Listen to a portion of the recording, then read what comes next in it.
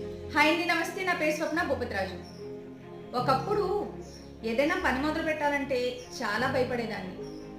ఏదైనా మాట చెప్పాలంటే బాబోయ్ ఎవరేమనుకుంటారో అని నన్ను నేనే ఆపేసుకునేదాన్ని. ఎప్పుడూ ఏదో ఒకటి ఆలోచిస్తూ ఏదో ఒకటి చెయ్యాలి అనుకుంటూ కలలు కంటూ ఉండేదాన్ని. కానీ ఏ రోజు ఆచరణలో పెట్టేదాన్ని కాదు.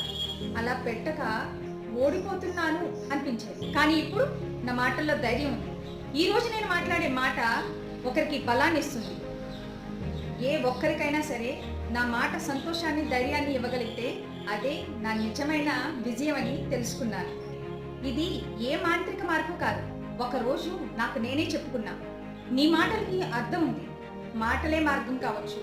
ఇదే ఆత్మవిశ్వాసం నన్ను ఈ రోజు స్వప్న స్పీక్స్ దాకా తీసుకొచ్చింది. మరి మీరేమంటారు? నాకు తప్పకుండా తెలియచేయండి. Thanks for watching.